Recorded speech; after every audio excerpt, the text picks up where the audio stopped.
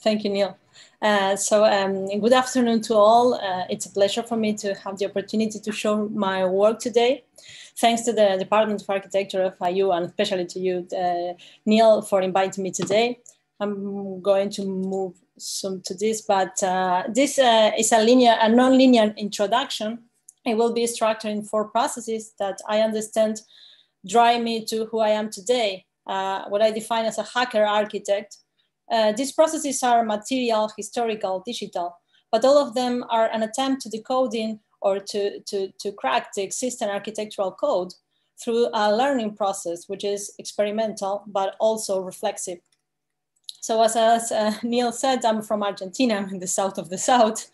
And I born in La Plata, a planet city near Buenos Aires, which was designed to be the capital of the state. And we also have a curated house designed by Le Corbusier here in La Plata. So I earned my master's degree in history and culture of architecture and the city from the University Torquato Di Tella in 2020, last year.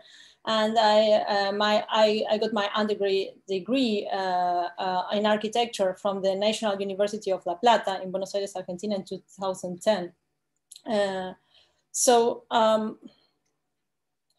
This is how it started. When I was a student, I started to participate in competition. This is one that I won with other architects. It's a school of music. We won a special mention for this design. And then I move on to this with the same group of architects. We won the second place for this competition in Argentina, both of them. And then I started working in one of the most important offices in Argentina. I didn't stay there long, but we won this the third place for this competition for a series of labs. And then when I was participating in this for this design, this is a Singapore design, when before the office classified for the second round, I decided that this wasn't for me and I wanted to start my own office. So I wanted to use the knowledge that I had from the university. I was 24 years old when I built these houses with my partner, designer partner, Teresa. And what we used, it was a study of different typologies in architecture, which was based in the patios houses.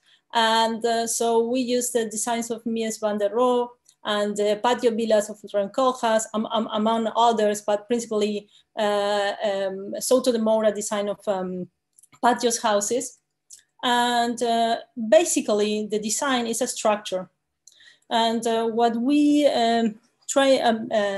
were looking with this, it was the idea of certain elements which have multiple functions.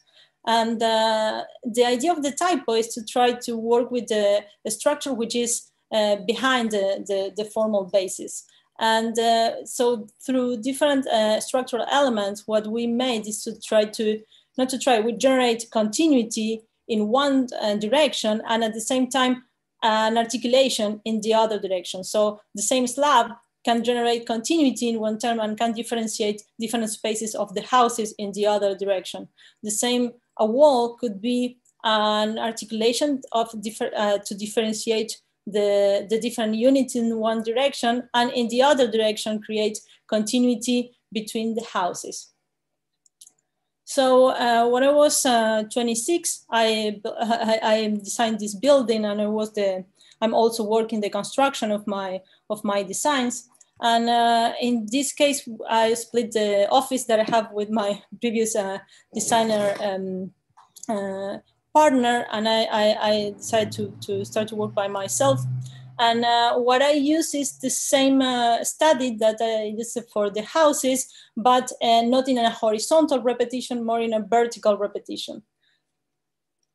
So I work with the same idea of the continuity and the articulation of the different structural elements. So the building is also a structure. And then I could understand that some elements were continuous in terms of generate, for example, this perimeter slab, but the others that it wasn't working with continuity in the horizontal world. Now it works as a continuity in the vertical direction. But at the same time, the same idea of the typo was studied in terms of the patio villa. It's what the structure might design in the building. So you have one of the unities almost like the same design of the houses that I showed before, with the same kind of flexibility between the bedrooms and different uses of the apartment. And into the front, it could be offices. Some of them are offices, others are houses, apartments, I mean. So there is like a mixed use of the different units. They can change it. And then in the third floor, I decided to let it as a common space, in a way in terms of context, because it was one of the first tall buildings in the neighborhood. And so we wanted to create like, I wanted to create like a certain continuity of views, and also a specific relation with the street of the common space that usually is in one of the last floor of the buildings. But we maintain with the owners, they really were happy to have this kind of internal patio to organize their apartments. So in this third floor that I mentioned, it was common. One day, one of the owners told me that they wanted to make it safer for their children, because they wanted to let it there playing, and it has like a security fence, but it wasn't enough. So they asked me to put this kind of fabric that they use like a network, like a net, I mean, and then they asked me to put it. So I said like, okay, let's do it, but I'm going to design it with one of my friends, Emiliano da Conceição. And at that time we were playing with Grasshopper, and then we made, it's in a way the same logic of, it's a structure. It's basically the design of the structure. The structure is this, it's a metallic structure, and it has 2 points of control that are each element is unique, but all of them have the same logic with the same 2 points of control, but then they change in terms of create continuity in one sense, and they are alternated. So in a way, what I've studied is this relationship between the brain formation of the iron and the structure and the fabric. So in a way, this brain formation process is also the changes that the structure offers to the patterns of the fabric. So the geometry change in terms of its elasticity, using these 2 points of control that offer the metallic bars. So then I decided to take my ideas to a tour, and I started to work in the different exhibitions in art galleries. This is about one architect of Argentina from La Plata, Vicente Krause, and he have this always this characteristic of drawing with the 2 hands. So what I designed is like a kind of a device, which was like a plastic thing that now it will be like really common because of COVID, but in that time it wasn't so common. So in a way, I tried to hack his idea of, he was always giving the back to the others when he was drawing. So in this case, I was drawing his designs, give show my face at the same time I was speaking. And that's the left, the images on the left, and then on the right there is the emergent agendas that we present. We were invited with 3 others teachers from Ditela to present this research of emergent agendas in Argentina. We were invited by Ciro Nagle and Julián Varas, and there is Florencia Espina, Andrea Tuber, and Emiliano da Conceição Ferrero, who designed with me the network. So I come back to to the field of the competitions, and I participate in these competitions with Yelena Tugusheva. Yelena Tugusheva is also a DDes candidate of the FIU program. And we won the first place for this in this open competition with international participation for the renovation and the adaptation of this old rival bridge, which was a 19th century bridge, and the Pregol River in Kaliningrad. And we received the award of the Union of Architects of Russian Federation, and a special award from Shutkov Tower Foundation and Lakov Karnikov International Foundation. The design was the idea again of a structure, but in this case, what we use is the concept of infrastructural landscape, and then we decided to let the existing structure of the bridge and then use it as a generative device of like a growing system or infrastructure. And in a way, these are different parts of what we design. Is like a kind of learning center to understand better the problems of the pollution existing in the ocean, because in a way, this bridge was part of a complex of museums existing in Kaliningrad, the ocean museum. And then what we planned is like this, recycling this container as a place to learn more about the pollution problems of the river. And also we designed these vertical farmers as part of the infrastructure. And there was a place where children and adults can learn more together about it. And then last year I present my thesis in history and culture of architecture and the city in Ditela. My thesis was recommended for being published, and it was history as an invention, again, cracking the disciplines, and the history as an invention. The Cathedral of La Plata is the architecture of the mobile artifacts. This is a cathedral existent in La Plata.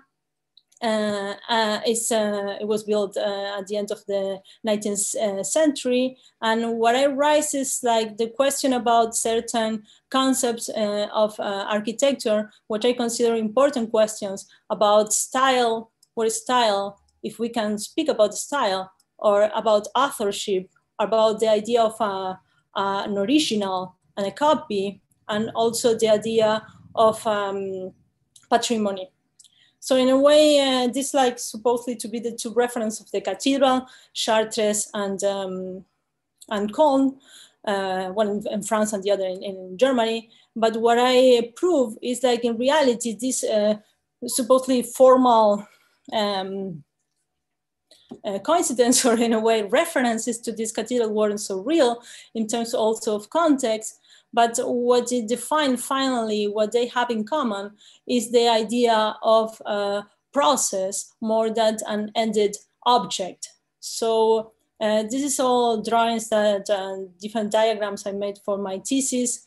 I work in the relation between the virtual and the material processes in terms of possibility.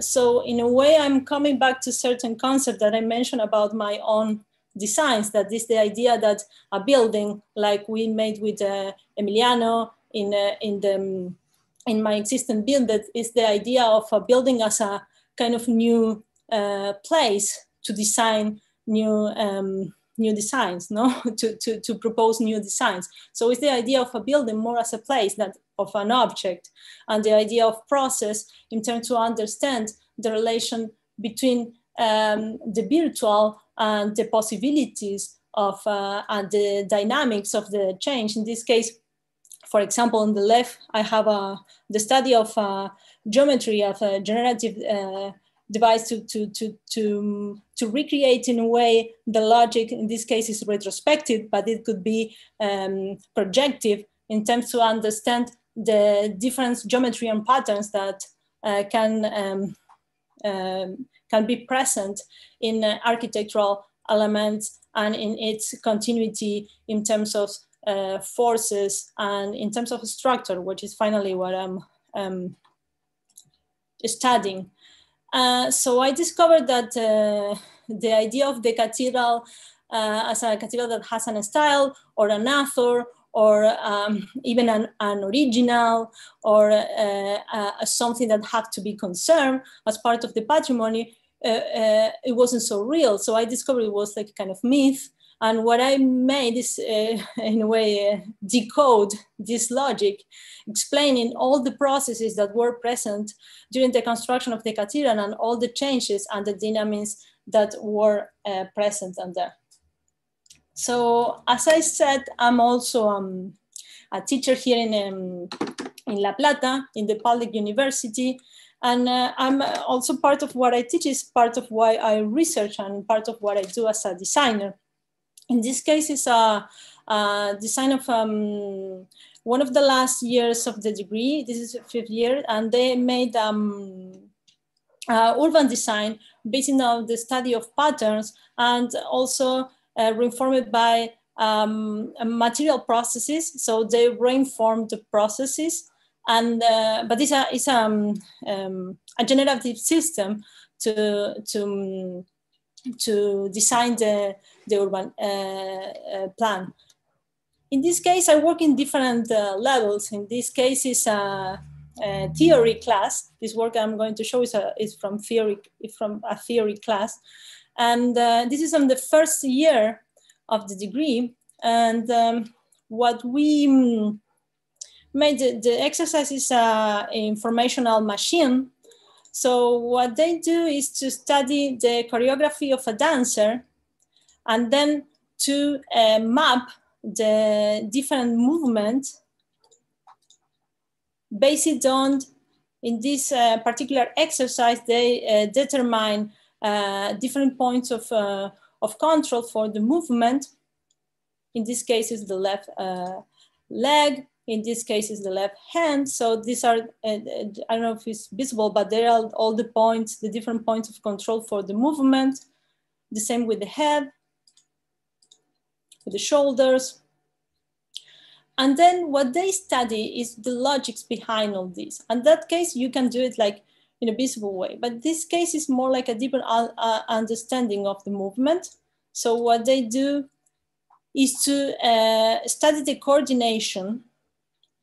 So they define this kind of new diagram, which is only the movement, but not the visible movement, more the logics behind the movement.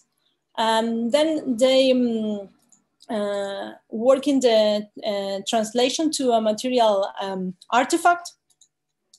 That is, again, not exactly the same. It's not the dancer, it's not the body of the dancer, it's not exactly the movement, it's what is behind the movement, are the logics of the movement.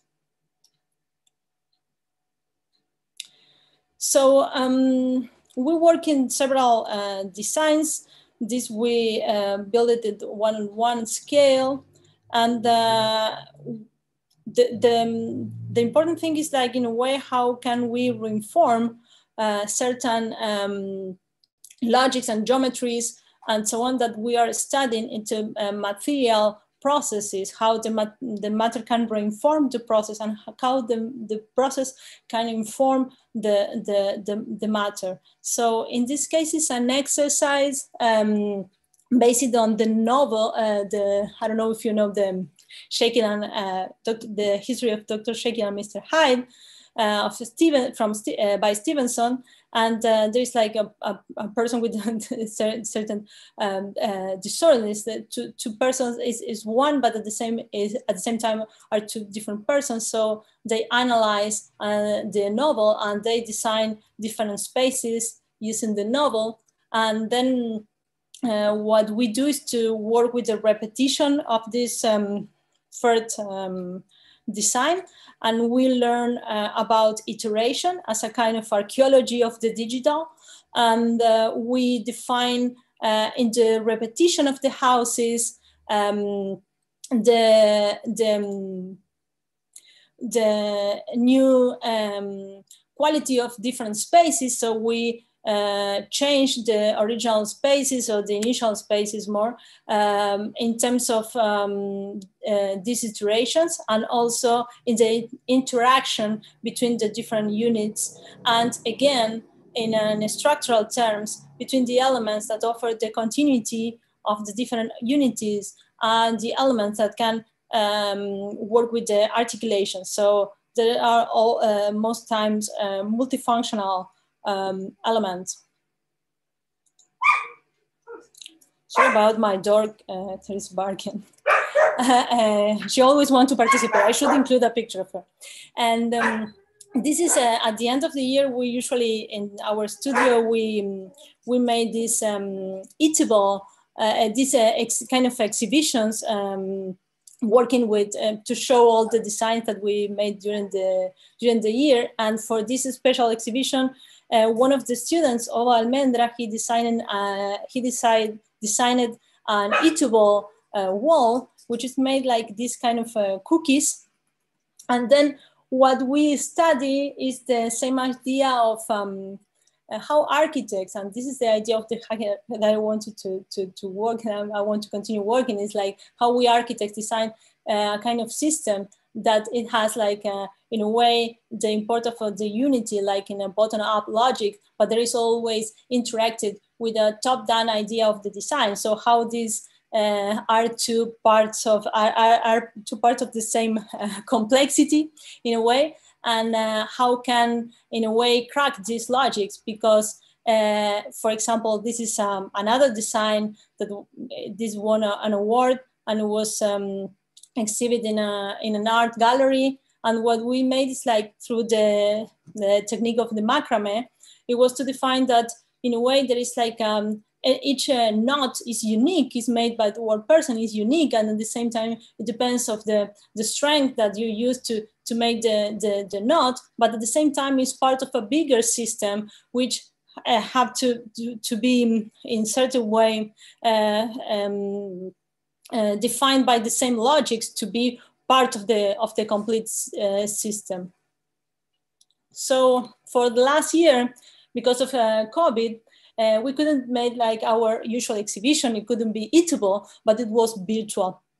So what we designed with two students, with Simone Vilte and Emilia Roviano, we designed this Mozilla Hub space where we expose all the design of different students from architectural design, from theory and from history. And it was like a different kind of logics in terms that it doesn't have gravity. It has a new kind of logic, and the matter is not the same matter. So just to say a little bit more about me and about this idea of working in a bigger system. I'm working since last year. I participate in one workshop of the intelligence workshop that was offered by Neil Leach and Sanford Quinter, Marika Trotter, and Antoine Picon.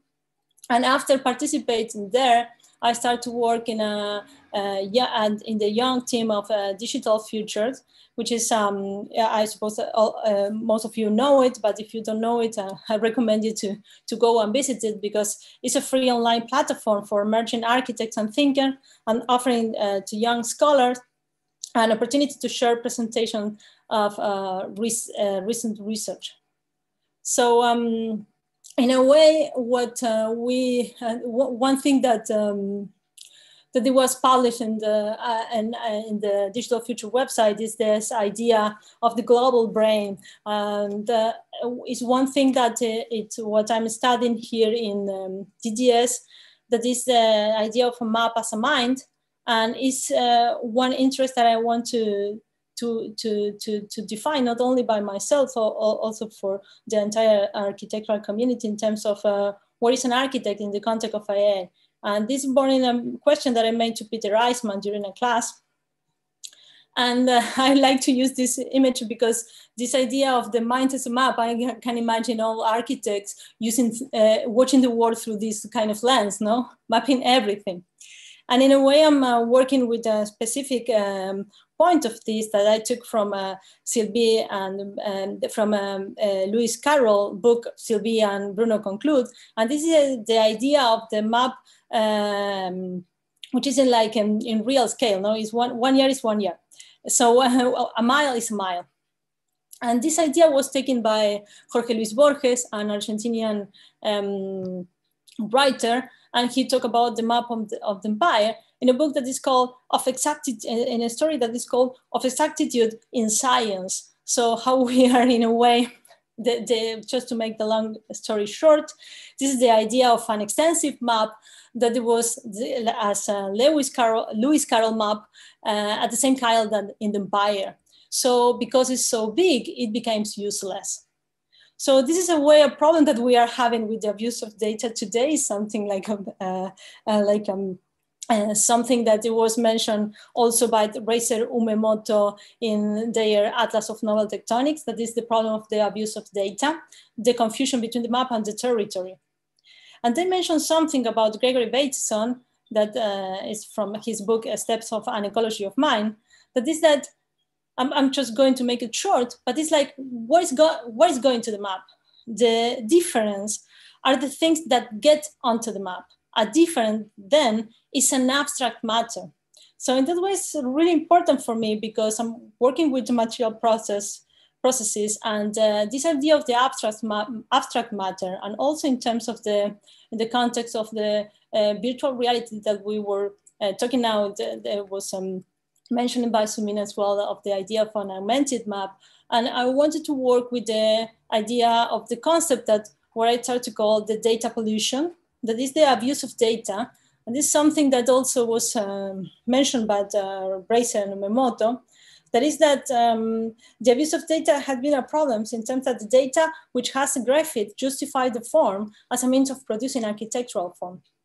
So in a way, it's like, this idea of I'm studying like different maps and diagrams, not only made by architects, also by film directors. There is at the end, because we are in FIU, and there is like Bernard Schumi uses the diagram of Eisenstein, the Russian film director, and how we architects tend to see like these models to define not only our practices, our designs, the way we see the world. So I'm interested in studying this kind of model. So I'm going to go fast here, but it's like a kind of retrospective model. And I like this, this metaphor of the glass onion of Sean Lennon using the Beatles song. And this is a retrospective song. And he mentioned like different songs from the Beatles, the Strawberry Fields or the Walrus, and he mentioned the Walrus Pole and Lady Madonna, and then The Fool on the Hill and Fixing a Hole in the Ocean. They're all songs of the Beatles. And this is like a kind of visualization, like a kind of the same idea of the global model, but this is a transparent global model as an idea of the world. So one of the things I have been done in the last semester in the DDes, it was I took this workshop of Daniel Boloshan, and I worked with the idea of nollisms, which is the use of the knowledge map to, I cracked the knowledge map. It's not only me who did it before in the Roma Interrota design, several different architects made it as well. So I used like this idea in that time in 1978, it was a collage technique. And now I use cycle guns to work with the same logic of trying to crack certain traditions in architecture. And what I use is this image of as a data, this image from La Plata. Of course, it's biased because I'm from La Plata. And I work with the density of La Plata and redefined the knowledge plan through the La Plata density. At the same time, I recoded the La Plata design through the logic of the drawing of the knowledge map. So I want to go really fast to this because I'm taking a lot of time. But anyway, this is like my last part, the last part of my presentation. I'm sorry if I run it really fast, but I have like a lot of things, so maybe I can wrap up with this. This idea of the in a way, the idea of made any research for a researcher. And the idea of make like an introduction to what you do, like a kind of autobiography, like a kind of auto-discovering. It has, at the same time, the idea we design, it has these two logics, no? In a way, what you see in the painting, which is a Rembrandt painting, is the lesson of anatomy. And when you have is like, in a way, the idea of the empirical knowledge, but the study of the discipline by itself, like a kind of from an objective point of view. But there are also the idea of the theory and the model of the theory, which is present in the Theatrice, that is in the corner. I don't know if you can see this in the corner next to the feet of the body. And then it's like the body of knowledge, which they are studying. And you have some of the students who are watching the Theatrice, and others are paying attention to the teachers, and only paying attention to the hand of the teacher only, but nobody's looking at the body. None of them is looking to the body. So I took this other picture from the Leonid Rogosov in the Antarctica, and he's like making surgery to himself, but he has to look to his body. So we have like all this time these two deconstructing, contrasting, but this contrast, but at the same time, this continuity in our thought when we saw ourselves, but at the same time, we need to maintain certain distance to what we do to understand and to recognize certain logics. So this is where we are today. And this is an image I took from the old lens when they need to make marketing to the old lens to study and educational purposes. And I see like, okay, here where we are today, we can see both things. Now we can see the interior and we can see the body, but we are not touching it. So this idea of mixing reality in a way, this is a big question. It's not because I have an answer, but this is my big question, how this, how we are cracking in a way the material world that we know, and it will never coming back to the previous state. So thank you very much for your time and your patience.